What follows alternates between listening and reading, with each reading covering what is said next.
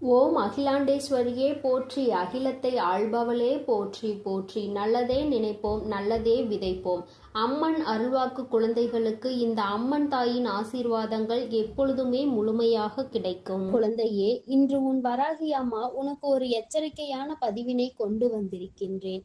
என் தங்கமே, சிலருக்கு வாழ்க்கையில் நமக்கு ஏதேனும் செய்வினைகளை செய்திருப்பார்களோ, யாரும் நம்மை அழிக்க நினைத்திருப்பார்களோ என்ற சந்தேகம் வாழ்க்கையில் பல அறிகுறிகளின் மூலமாக அவர்களுக்கு தென்பட்டு கொண்டிருக்கின்றது.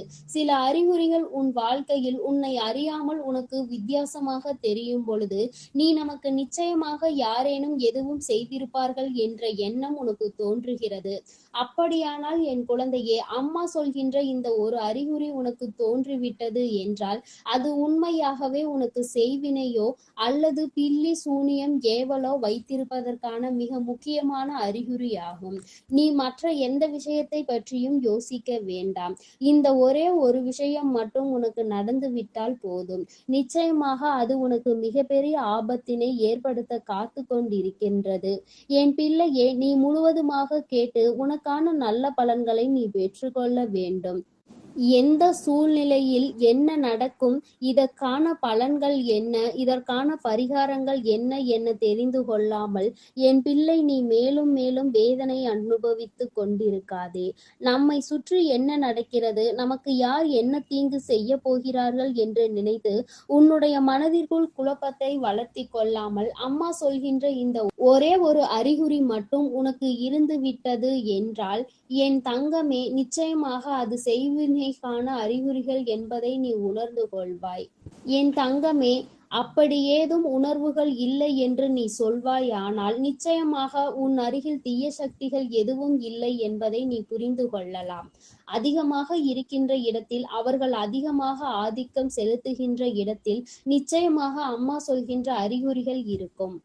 எத்தனையோ அறிகுறிகள் தோன்றும், ஆனால் இவையெல்லாம் உனக்கு சந்தேகத்தை ஏற்படுத்தும்.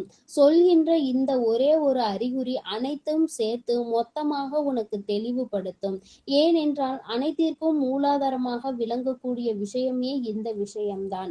அதுவே உனக்கு பிரச்சனை என்னவென்பதை கண்டுபிடித்து தந்துவிடும். அதுவே உனக்கு பல பிரச்சனைகளை கொடுத்து உனக்கு ஏகப்பட்ட மாற்றங்களை உன் வாழ்க்கையில் கொடுத்திருக்கலாம். நீ அப்பொழுதே புரிந்து கொள்ளலாம், நிச்சயமாக நம்மை சுற்றி ஏதோ செய்வினைகள் இருந்து கொண்டிருக்கிறது என்று.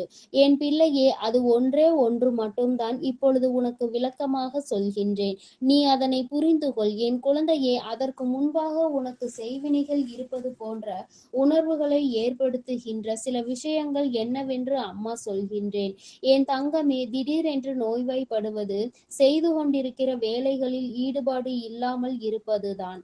என்னதான் ஆர்வத்தோடு வேலையை செய்ய தொடங்கினாலும் அதில் மிகவும் மந்தமாக இருந்து கொண்டிருப்பது, மற்றவர்களோடு பேசுவதற்கே விருப்பம் இல்லாமல் தனிமையை அதிகமாக விரும்புவது, வீட்டிற்குள் காகம் வராமல் இருப்பது, பள்ளியினுடைய நடமாட்டம் இல்லாமல் இருப்பது, அது மட்டும் அல்லாமல் என் குழந்தையே, வீட்டில் வளர்க்கின்ற பசுமையான துளசி செடியானது கருகி போவது, இப்படி ஏகப்பட்ட அறிகுறிகள் இருக்கிறது. செய்வினைகள் உன் இல்லத்தில் இருக்கிறது என்பதை உணர்த்துவதற்கு பறவைகள் ஏதேனும் உன்னுடைய இல்லத்தில் இறந்து உன்னுடைய வீட்டின் முற்றத்தில் வந்து விழுவது, இப்படி ஒவ்வொரு அறிகுறிகளும் உனக்கு அதனை உணர்த்தும்.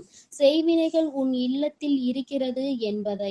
ஆனால் இவை எல்லாவற்றையும் உன்னால் உறுதி செய்ய முடியாவிட்டாலும் அம்மா சொல்கின்ற இந்த ஒரு விஷயம் இருந்து விட்டது என்றால் நிச்சயமாக உன்னை சுற்றி செய்வினைகள் இருக்கிறது என்பதுதான் அர்த்தம். என் தங்கமே, அப்படி செய்வினை இருக்கிறது என்றால் என்ன அம்மா நடக்கும் என்று நீ கேட்கின்றாய் அல்லவா? என் குழந்தையை காக்க வைக்காமல் அம்மா இப்பொழுது சொல்கின்றேன், தெளிவாக நீ கேட்டுவிடு.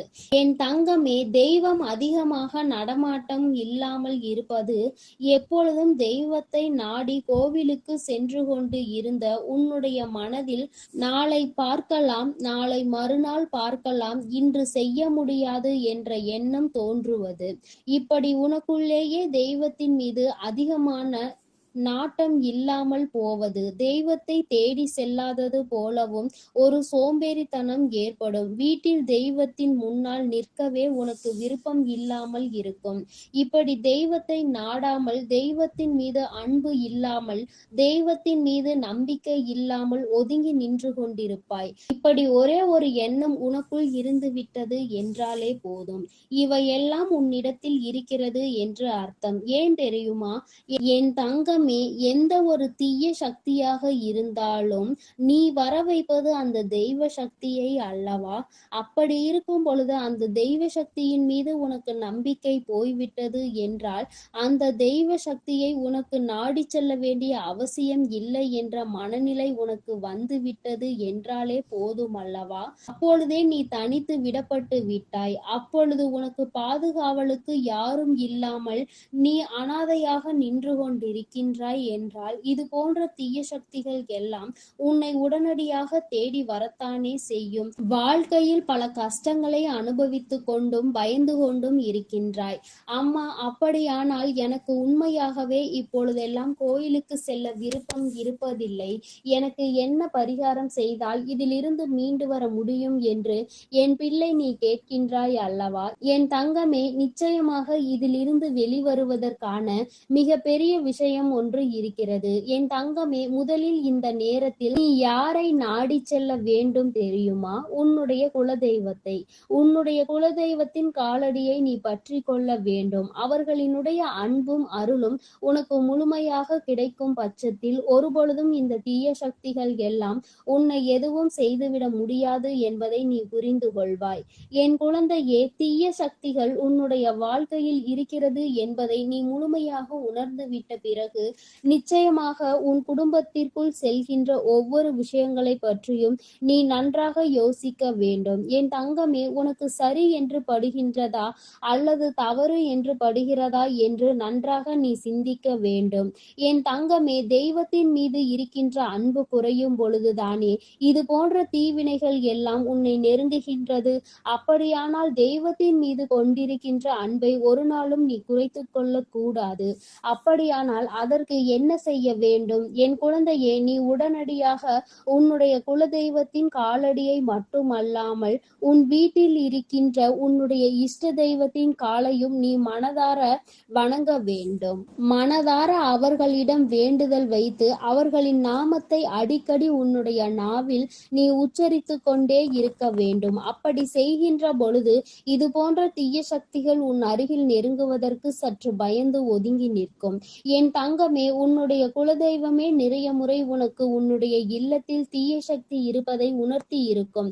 நிலைவாசல் அருகே செல்லும் பொழுது கை உன்னுடைய நிலைவாசலில் அடிக்கடி இடிபடும். உனக்கு அதை தாண்டும் பொழுது ஏதேனும் மனதிற்குள் சஞ்சலங்கள் ஏற்படும், வலிகள் ஏற்படும். இப்படியெல்லாம் ஏற்படும் பொழுதே நீ புரிந்து கொள்ளலாம், உன்னுடைய குலதெய்வம் ஏதோ ஒரு விஷயத்தை உன்னிடத்தில் சொல்ல முயற்சி செய்கிறார்கள் என்று. உன்னுடைய இல்லத்தில் நடக்கின்ற தீய வினைகளை பற்றி உனக்கு உணர்த்த முயற்சி செய்கிறார்கள் என்று. என் தங்கமே, இவை எல்லாவற்றிற்கும் நீ செய்ய வேண்டிய ஒரே ஒரு விஷயம் உன்னுடைய குலதெய்வத்தின் கோயிலை நாடி செல்வது மட்டும்தான். உன்னுடைய குலதெய்வம் எங்கிருக்கிறது, உன்னுடைய குலதெய்வத்தின் அன்பு உனக்கு நிறைந்திருக்கிறது என்பதை புரிந்து கொண்டு அவர்களை தேடி தேடி நீ சென்று கொண்டே இருக்க வேண்டும்.